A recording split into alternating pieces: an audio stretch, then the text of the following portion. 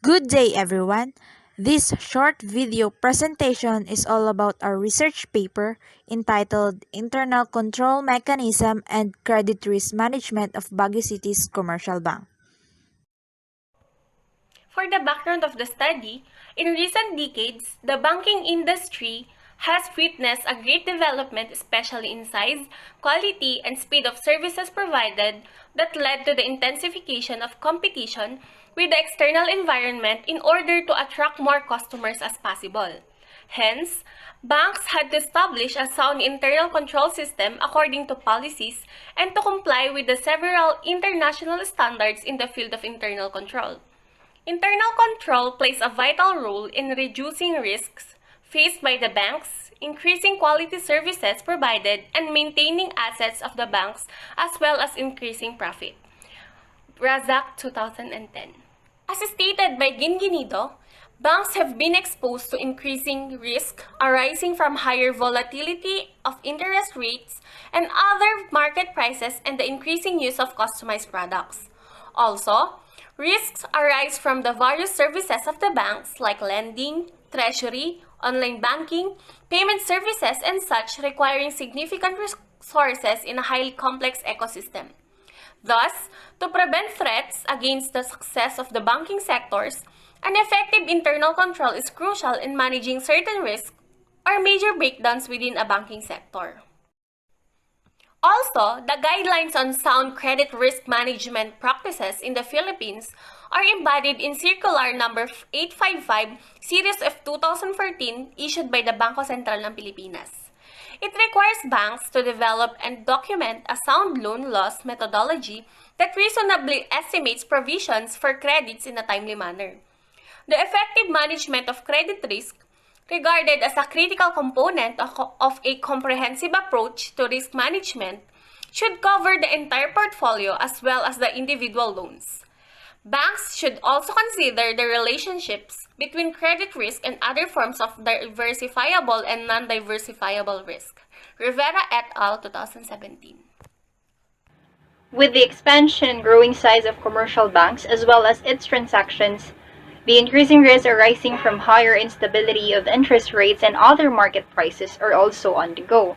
Hence, there is really a need for banks to implement proper and effective internal control system, which in turn reduces risk, increases profitability, increases the quality of services provided, and other benefits that will help the organization to achieve its own goals more effectively.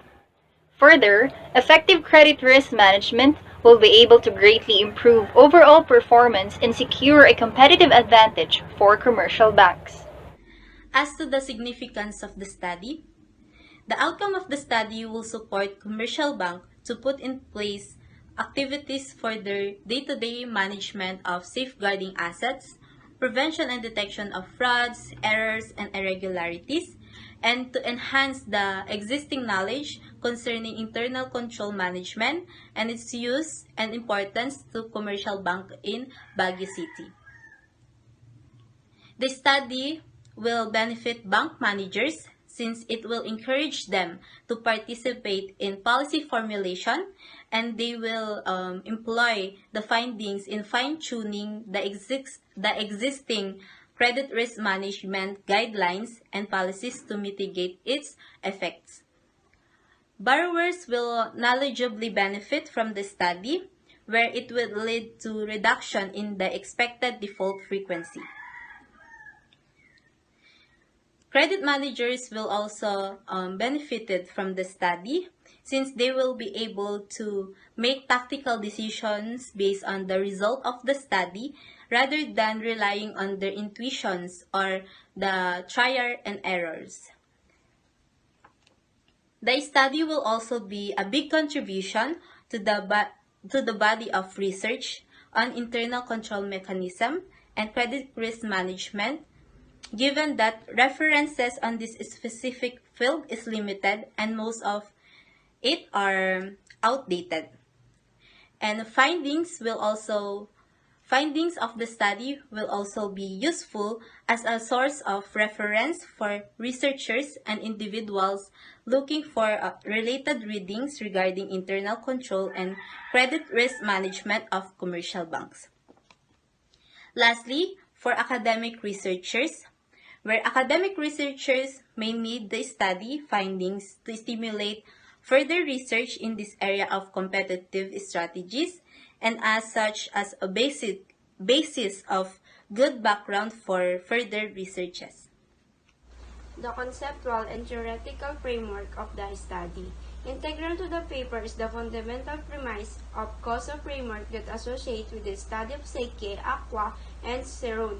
Evaluation of the variable relate and demographic that will be used in the study. In the study of Psyche engine 2016, it was found that bank and individual entity factors that increase or decrease credit risk and the proper implement of internal control will significantly determine credit risk in the bank institution, wherein agency problem in confirm significantly internal control elements objective agency problem bank and country characters affect credit risk. The variable of the study. First, internal control. By definition, internal control is integral of the activities, plans, attitude, policies, and effort of the people of an organization, working together to provide reasonable assurance that organization will achieve its objective and mission. By Office of Internal Control. The internal control is a concept of great importance in maintaining consistency, direction, and discipline in firm and organization of variable size. It is widely experienced in a day-to-day activities and the level of its success or failure depends on how on the attention given by the staff of all levels. So there are components of internal control. First, control environment. Set the tone of an organization influencing the control consciousness of its people by Luntang et al. 2011. It is foundation for all the other components of internal control, providing discipline and structure, indicative of overall awareness of both bank board and management and their attitude as well as is assigning adequate level of importance to the control activities. Second, risk assessment. It is intended to assist in determining exactly what kind of risks are present, how to manage those risks identified, and what kind of control are needed to be established. Risks are not static phenomenon but arise, change because of the number of factors. Third, information and communication. Internal and external information is essential to capture accurate and communicate information in a form and with a time frame that enables members to complete the activities for which they are responsible. Fourth, control activities. The policies and procedure that occur through the organization at all levels and in full function and help ensure the necessary action are taken to address risk to achieve the entity's objective by COSO 1992. Lastly, monitoring. Monitoring help organization to assess the quality of performance over time and determine the efficiency of the controls. This process also assess timely decision making, ensure accountability, and provide the basis for evaluation and learning by Sarah and Biodry, 2007. Second variable is credit risk management. Credit risk is most simply defined as the potential that a bank borrower or counterparty will fail to meet its obligation in accordance with agreed terms. The goal of credit risk management is to maximize a bank risk by Winman, 2002. Noted that effective management of credit risk is a critical component of a comprehensive approach to risk management and essential to a long-term success of any banking organization. This research aims to study the implementation of internal control and credit risk management practices of the commercial banks in the city of Baguio. Specifically, this study aims to determine the extent of implementation of internal control practices in terms of control environment, risk assessment, information and communication, and monitoring. Second, to determine the extent of implementation of credit risk management practices of commercial banks in the city of Baguio, and third, to determine the relationship of internal control system and credit risk management of Baguio City's commercial banks. The study is only limited to the commercial banks situated in the city of Baguio. Since we are dealing with commercial banks, it is already taken into account that the organization may be unwilling to disclose information that they may view as confidential or against their organization's laws and morale. Thus, the researchers will limit the accessibility of feedback and will ensure that the questionnaires that will be disseminated will be clear and accurate. This research will be using a quantitative method, specifically descriptive research design, to establish, describe, and associate the internal controls and the credit risk management of the respondents. We will be using the Baguio City as the locus of the study for convenience.